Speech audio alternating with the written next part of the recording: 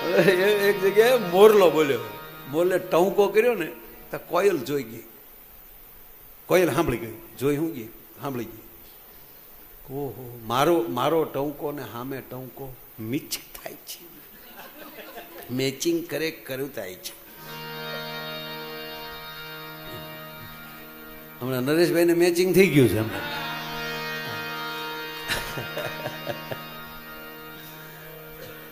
એટલે એ જે બાજુથી અવાજ આવ્યો ને એ બાજુ કોયલબેન ગયા. એ કોયલબેન ગયા ને ત્યાં મોરલો તો ઉડીને વયો ગયો, ત્યાં ઘૂડ બેઠેલું.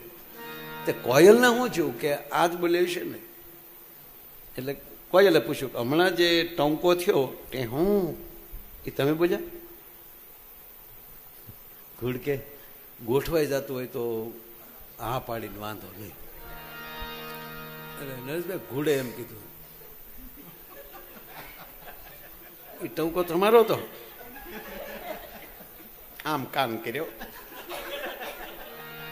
દાંત કાઢમાં તારું દીકરા ગોઠવાણું છે એમ.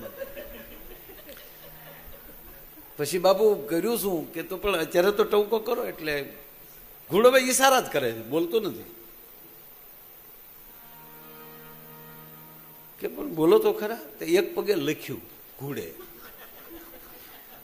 12 વર્ષનું મૌન, છેલ્લો ટંકો હતો. છેલ્લો ટંકો, 12 વર્ષ મૌન. કોયલ નથી, ભલે ને 12 વર્ષે બોલશે પણ ટંકો તો સારો જ હતો. પરણી લેવાય, લગ્ન થઈ ગયા, 4-5 છોકરા છે.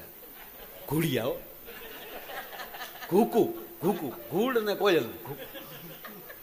અને 12 વર્ષે બોલો બોલ્યો ઘૂકુ. અરે એમાં હૈડા હાલોની આવ્યું જ નહીં સાહેબ, ઘૂઘુ આવ્યું છે. મારો કહેવાનો અર્થ એ છે કે જ્યાં મીઠું બોલાય, પ્રિય બોલો, જેટલું બોલો એટલું સારું બોલો, જેટલું બોલો એટલું સુરમાં બોલો. ઘરમાં જેટલું મીઠું બોલશો ને મજા આવશે. મીઠું આ પોપટ બોલે કે બાપનો દીકરો છે, કેટલું મીઠું લાગે. કોયલ બોલે, હું કે તો સમજાતું જ નથી ને. કોયલ હું કે સમજાય? બેનું સમજાય છે કે કોયલ હું કહેવા માંગતી અવડી અવડી દેતી હોય, આપણને ક્યાંની ભાષા સમજાય? આપણે એ આંબા બેઠી હોય ને આપણે આંબા હેઠે ખાટલો લઈને જઈએ ને કૂતી આપણે કહેતી કે અહીંયા મર્યો. આપણે અહીંયા ખબર છે હું બોલે, પણ એ મીઠો છે. મોરલો શું બોલે છે એ ખબર નથી, પણ એનો ટવકો મીઠો છે. ઘોડિયામાં પડેલું બાળક ઘૂઘવાટા કરે છે, શું બોલે છે એ ખબર નથી, પણ એનો ઘૂઘવાટો મીઠો લાગે છે. એમ જ્યાં મીઠું હશે, જ્યાં સારું હશે, ત્યાં માણસને આનંદ આવશે. ટૂંકું બોલીએ, લહેર કરીએ. અમુક તો પ્રશ્ન મોટો હોય કે જવાબ મોટો હોય. અમુકનો તો પ્રશ્ન જ અવડો હોય, એટલે ભાવનગર પગો ત્યાં સુધી પ્રશ્ન પૂરો ન થાય. અને પછી આપણે પૂછવું પડે કે શરૂ ક્યાંથી કર્યું હતું? એ તો કે એ પ્રશ્ન તો કે તારો જવાબ 2 જ શબ્દનો હોવો જોઈએ. અઘરું થાય ને માણાને. અને આપણે માણસ જ છે, એ વાત ફાઇનલ છે. ઉપરથી જ ભગવાન આપણે મોકલ્યા, તમે જાઓ માણા. પછી અમુકને ભગવાન ભૂલી ગયો છે, મોકલ્યો કે નથી મોકલ્યો. હકીકત ખરેખર આવું કે 3 વાર ભટકાણા કાંઈ નહીં થયો, પણ થાય ચાલે લિસ્ટમાં જ નથી થયું. આમાં તો 3 વાર હું 5-6 વાર ભટકાતો હોય ગોબો ન પડે એમ. હું કામ લિસ્ટમાં જ નથી ને. હા, ત્યાં હજી સુધી આધાર કાર્ડ જોઈન્ટ નથી કર્યું. હા, એક ભાઈ મને આવ્યા, મને કે માયાભાઈ કાલે મને કે જમવા આવશો કામ? મને કે મારા બાપાને હરાદમાં ભેળવી છે. તારા બાપા જીવતા હતા કુટુંબમાં નહોતા ભેળે, હરાદમાં એના ભળાવે. અમુક માણામાં નથી ભેળ્યા સાહેબ.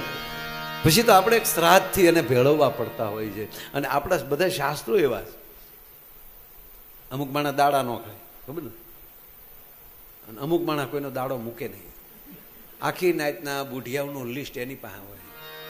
પાછા ફોન કરીને પછી તમારે ઓલા ભાભા ગામમાં છે એને તબિયત કેમ છે? કે એ હજી શીફડા ખાય. મારે હારે ભાઈ રે કરી, તારે તો માંદો પડે તો જ મેળ આવે ને એમ. ના, ઈશ્વર જે રાખે છે કે પૃથ્વી પવન ને પાણી એને આપ્યા ઉલટ વટવાણી પૃથ્વી પવન ને પાણી એમાં વણતો એવો વર્ષો મારો બાપ ફૂટ ઉપર ઉર્યો.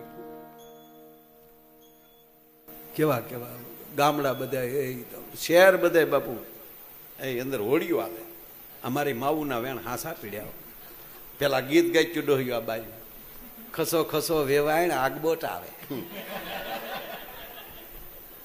દરિયાનું વાણ કોઈ દી બજારમાં હાલે હાલતા કરાવ્યા કે નહીં આપણે બોલો ગાય ગાયને કરાવ્યા એટલે વેણ હારા કાઢો.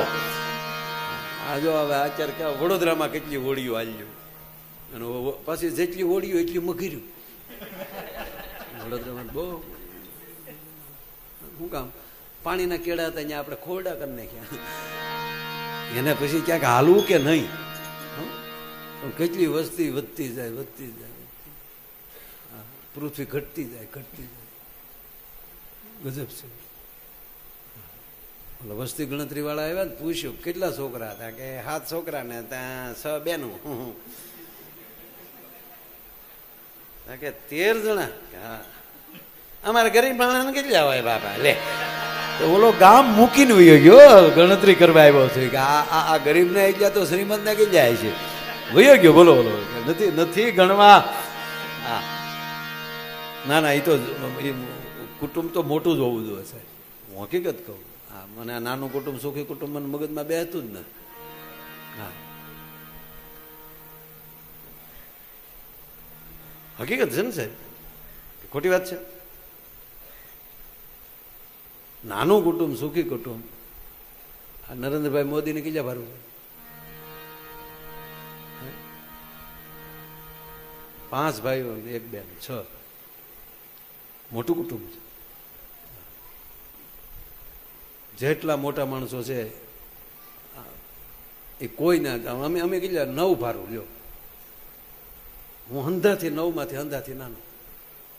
તો અમે નાનું કુટુંબ સુખી કુટુંબ હતું હું હોત. હું મારી જ વાત કરું લ્યો. તમને માયાભાઈ ન મળ્યા હોત કારણ કે મારો 9મો વારો બધા ભાડું હું નાનો છું. મારે કોઈ ઉપર શું કામ કહેવું છે? તારી ઉપર તો શું કામ કહેવું જોઈએ? ના ના ના ના ભગવાન બાપુ બેઠા છે પૂછો. અમારે એક હેરી છે અમારા ગામમાં બોરડામાં એ કે 11 થી હેઠા નથી આખી હેરીમાં. આવો અમારી આજે તમને દેખાડો છે. ના ના એટલે નાનું કુટુંબ સુખી કુટુંબ શું કામ આપણી ફેર. અરે આપણે જેટલા હાસવે કે ઘોડિયા રહીએ કે એટલી હોકા. અરે ઘોડિયાને ક્યાં કરો બાપા ખોયામાં એમણા લુંગીમાં હુઈ રહેતા. મારો નાથ હવનું મોકલે છે. કોઈનું કોઈ એમ કહેતું હોય કે અમે એને સારું કરી દઈએ ને અમે ન હોત તો આમ નાના નાના કોઈ આપણું બગાડી નથી શકતું અને કોઈ આપણે મદદ નથી કરતું. તમે કેવી રીતે રહેવા માંગો છો એના ઉપર આધાર હોય છે. એટલે ભગવાન દાંત આપે એટલે સવાણું આપ્યા વગર રહેવાના જ નથી. આપણે આટલું કરી છે. બાપુ તમારે કઈ જાય છેલ્લા એટલે આમ છેલ્લા નહીં આ બધા કલ્યાણ કાનમાં ફૂકો માર્યું. હા જે કલ્યાણ ફૂકો મારો એ તમારા દીકરા કે બીજું કોઈ? જો તમે એમ કહો નાનું કુટુંબ શું કરું આપણે નહીં આ કરવું મારે જ પડે ફૂકડો. હા ગુરુ ધારણા તો કરવી જ પડે ને. હે ના ના એમ આ બધું એવું છે ભાઈ. અને જેટલા એટલે આની અંદરથી ઘણું બધું થાય. મિત્રો પણ એટલા હોવા જોઈએ અને મિત્રો પાછા બાસકા જેવા હોવા જોઈએ. હા અડધી રાતે વહી આવી જાય ફોન કરી છે કે મારે છે ને અત્યારે મારા મોટા બાપાને તાવ આવેલો છે એટલે તારા મોટા બાપાને અમારે હાટું શું કામ તાવ આવ્યો? તો તું તો તૂટી જવાનું કહેતો હતો અમને. છેલ્લી વાત કહી વાતને વિરામ આપું. બાકી તો આપણે પુરુષને પાણીએ પગ્યા ને એ તો હવે આગળ જેમ જેમ જોતો જાવ. ક્યાં પગ્યા હતા આપણે? વાહ મારો બાપ. જેને જેને આ ભરોસા બેસી ગયા છે. પરિસ્થિતિ એ છે કે આ જેટલા ભક્તોના નામ લે છે થોડું ખરાબ લાગશે બોલું એ તો એની અનુભૂતિ કીધી છે ને આપણી અનુભૂતિ શું? આપણે શું અનુભવવાનું? એની વાતો સાંભળીને બસ રાજી થઈ જાવ? ના, એ કેડે હાલવાની કોશિશ કરવાની.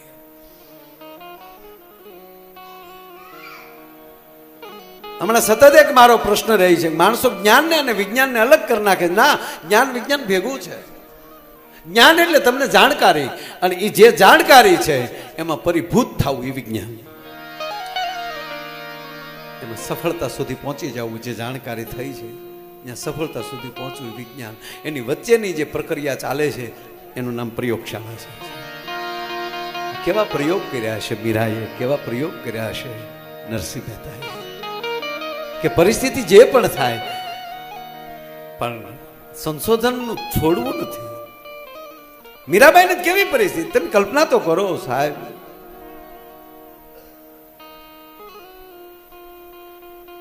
મેવાડના મહારાણી, જેનો ધણી રાણા ભોજ, એથી નાના રાણા વિક્રમ, એથી નાના રાણા ઉદયસિંહ, રાણા ભોજ બહુ સારા માણસ, પણ રાણા વિક્રમને એવું છે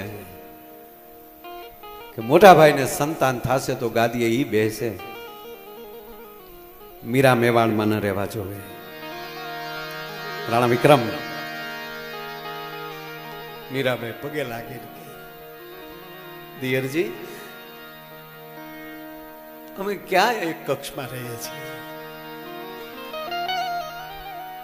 રાણા વિક્રમના બેન કે ના ભાઈ, કાલ સંસારમાં આવવાનો વિચાર આવી જાય તો રાણા ભોજ પગે લાગે, તમે મીરાને હેરાન ના કરો.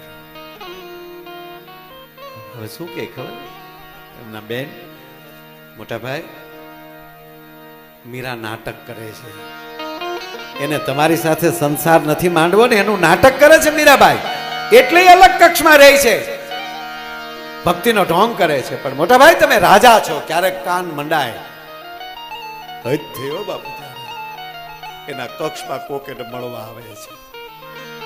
મારા કાને મેં સાંભળ્યું છે, એના ઓરડામાં કોઈનો મેં અવાજ, કોઈને અરે વાત કરતા મેં મીરાને જોયા છે. બિલકુલ ખોટા નથી અહીંયા, પણ કાનમાં વેમ છે, આંખમાં વેમ આવે, કાનમાં વેમ આવે, સ્પર્શમાં વેમ આવે. તમે બીજાને કઈ રીતે અડો છો એના ઉપર ખબર પડી જાય. ભાષા છે સાહેબ. કેવલા એવું નથી કે જીભ જ બોલે છે, આંખ બોલે છે, સ્પર્શ બોલે છે. મોટા ભાઈના કાન ભભેરે બાબા. રાણા ભોજ અડધીક રાતનો મજૂર ભાંગે છે, મીરાના દરવાજે કાન આપે છે. કોના પછવાડે કોણ કાન આપે છે એના પર બહુ આધાર છે. કોણ કાન રાખે છે એના ઉપર બહુ આધાર છે. શું કામ કાન રાખે છે એના ઉપર આધાર છે. અને આજ રાણા ભોજે, મેવાડના રાણાએ ચિત્તોડના રાજમહેલમાં ને એમાંય મીરાના કક્ષમાં, રાઠોડની દીકરીના કક્ષમાં અડધીક રાતને ટાણે બાપુ કાન રાખ્યા છે. ગોવિંદ આવ્યો છે. મીરા રડી રડીને કૃષ્ણને કહે છે, તું મને હેરાન બહુ કરે છે, હું રડી રડી થાકી જાઉં, પછી તું આવે છો, આવું તું શું કામ મારી સાથે કરે છે. આ શબ્દ રાણાના કાને અથડાવા અને દરવાજાને ખંભો મારવા, દરવાજાનું તૂટવું, કેવલ પ્રકાશ દેખાણો કૃષ્ણનું નીકળી જવું. મીરાના બથમાં મૂર્તિ છે. મહારાજ, મીરા મને માફ કરજો, હું વાતોમાં આવી ગયો. મારો રાણો મારી ઉપર વેમ કરે, મારો ભોજ.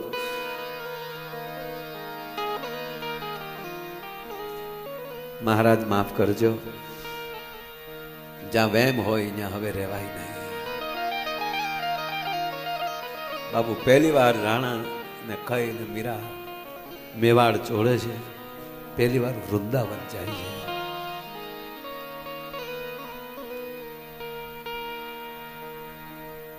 અહીંયા દુષ્કાળો પડે છે, દુશ્મનોના આક્રમણ થાય છે, પ્રજા ત્રાહિમામ થાય છે.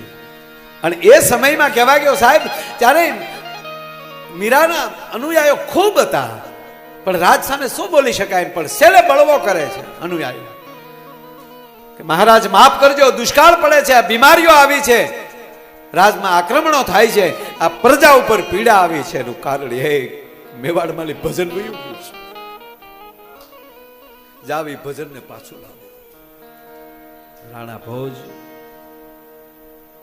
બાપુ મેવાડ જાય છે, વૃંદાવન જાય છે, સાધુનો વેશ ધારણ કર્યો.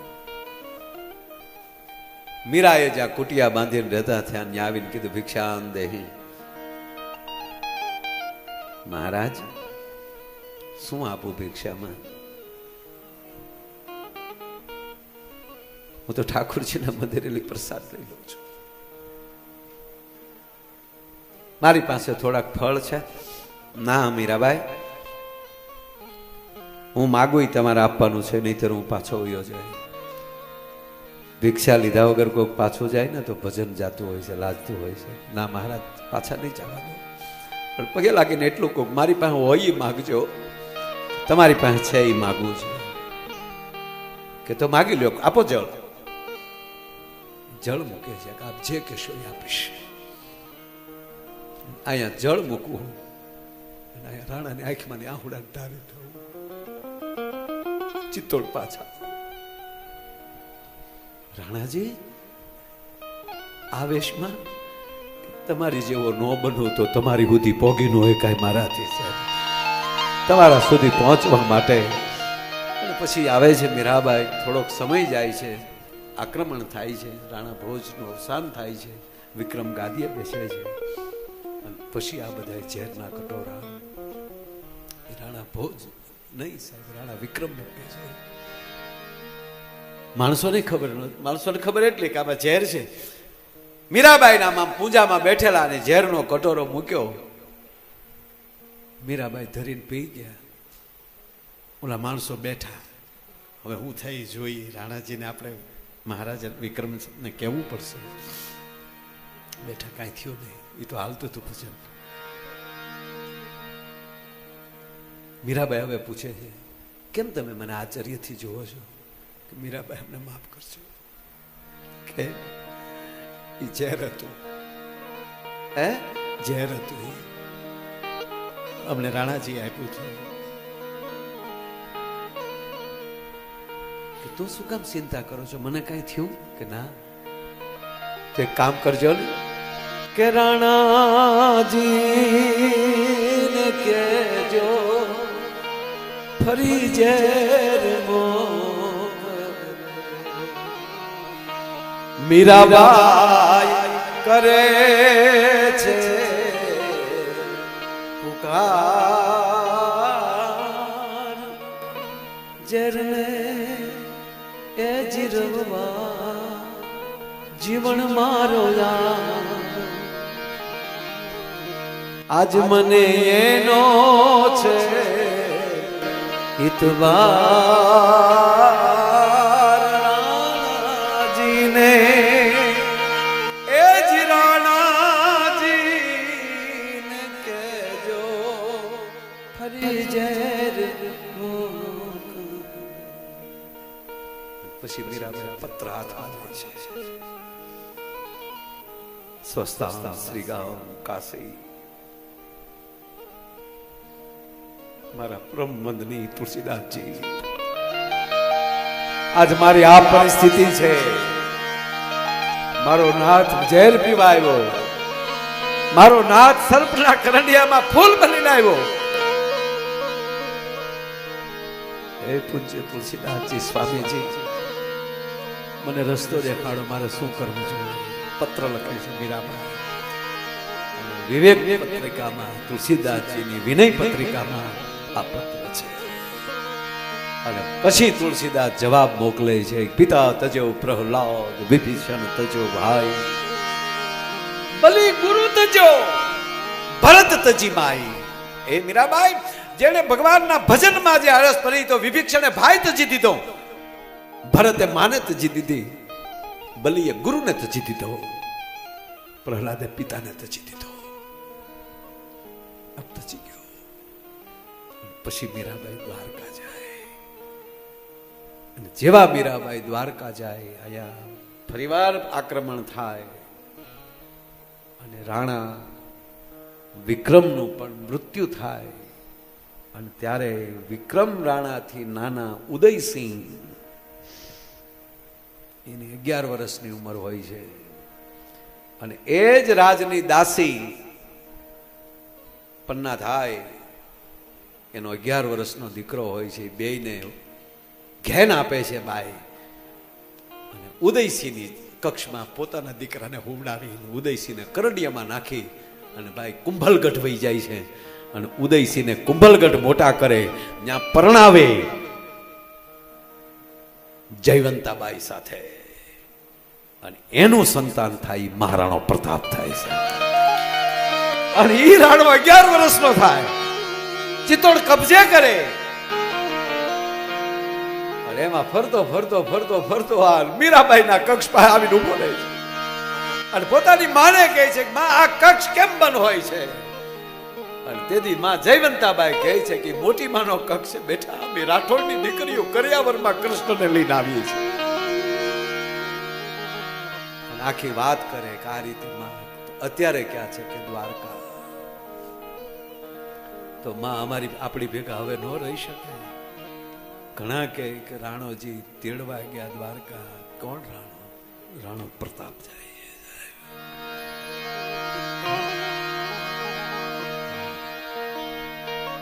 બહુ મોટી વાત છે, પણ પ્રતાપ મળે છે ત્યારે માની ઉંમર તો 100 ની 12 હોય છે. માં આવ પ્રતાપ બેટા, માં મને દીક્ષા દે. ત્યારે ઘટના બની ગયેલી, 11 વર્ષે બેરમ ખાન ને હરાવે છે રાણો પ્રતાપ. અને એને પછી બેરમ ખાન એના બાલ સખા મિત્રો, એમાં કૃષ્ણા કરીને દીકરી, એને બેરમ ખાન એવી હાલતથી મારીને પેટીમાં બંધ કરીને મોકલે છે બીજા 2 સખાઓને. અને એનો અગ્નિ સંસ્કાર હજી કર્યો જ હોય છે રાણે. અને ત્યારે એને પ્રતિજ્ઞા લીધી હોય કે આજ પછી રાણો હથિયાર નહીં લે. મારા મેં બાળ સખાઓ ગુમાવ્યા, માં મને દીક્ષા આપો. મીરામાં કહે છે તારી રક્ષા હું કરીશ, તારે દીક્ષાની જરૂર નથી. તાક તો માં પાછા ઘરે આવો. अच्छा हुआ प्रताप, आपने घर का पता चला दिखा दिया, अब मुझे घर जाना चाहिए. જે માં રોજ મૂર્તિ રાખતા કૃષ્ણની હારે પ્રતાપને આપે છે. હાલનું જે મંદિર આપણું દ્વારકા, એ દ્વારકા મંદિરમાં માં જાય છે. રાણા પ્રતાપને એમ કે માં કંઈક વસ્તુ લેવા ગયા છે, આગળ આવશે. દી ઉગી ગયો, પ્રોઢિયું થયું. વહેલી આરતીમાં જ્યાં પૂજારી આવે છે, આખા મંદિરમાં માં દેખાતા નથી. કૃષ્ણ કહે છે મીરા મારામાં સમાઈ ગયા છે. કહેવાનો મારો અર્થ,